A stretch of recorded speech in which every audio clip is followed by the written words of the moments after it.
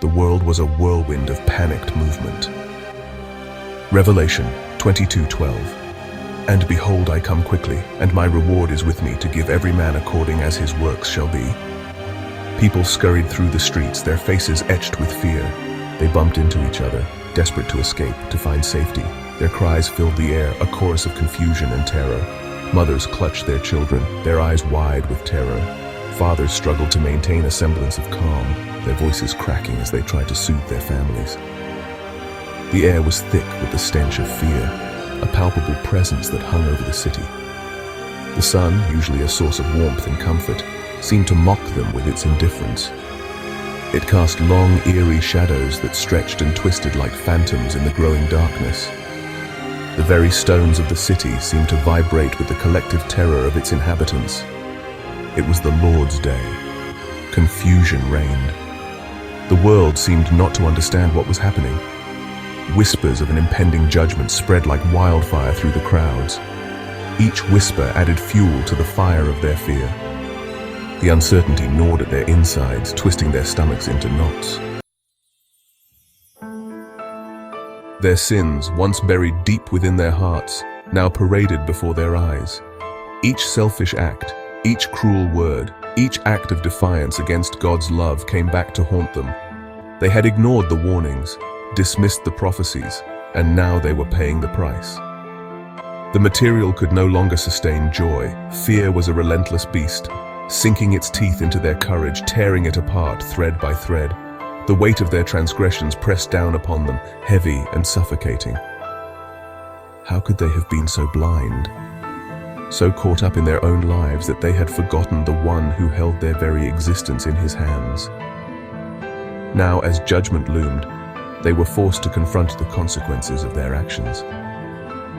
Desperation clawed at their throats, choking back their pleas for mercy.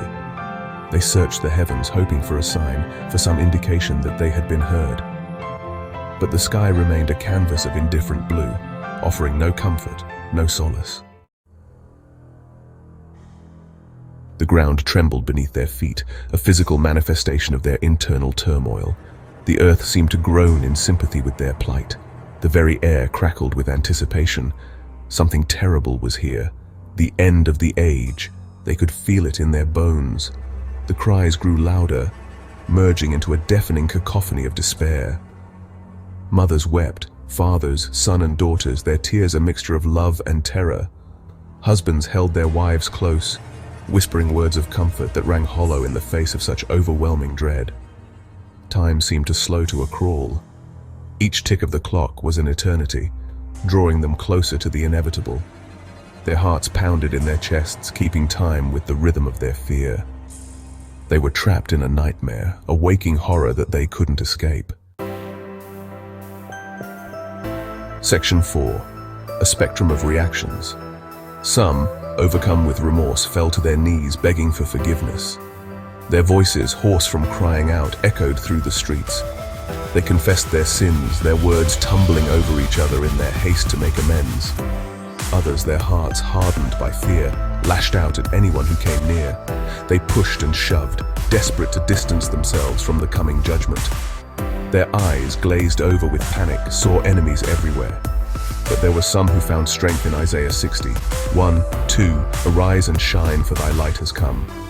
They joined hands, forming a circle of hope amidst the chaos. They prayed together, their voices blending in a symphony of faith. In the warmth of shared belief, they found a flicker of comfort, a small ember of hope in the face of overwhelming despair. Section 5. A cry for mercy. As the cloud gets darker, casting the world in an eerie, dark glow, the cries of the people reached a fever pitch. They looked to the heavens, their faces streaked with tears and dirt, their voices raw with pleading. They cried out for guidance, for mercy, for some sign that they had not been forsaken. The air crackled with their collective fear and desperation. It was a palpable thing, a living, breathing entity that had come to consume them, judgment. But only the ready were sure of salvation. A moment of greatest need, they had turned to the only one who could grant them mercy, Jesus the Christ, a desperate plea for salvation in the face of a great tribulation.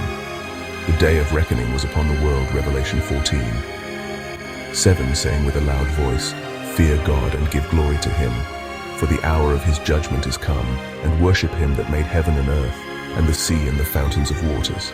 2 Peter 3:10.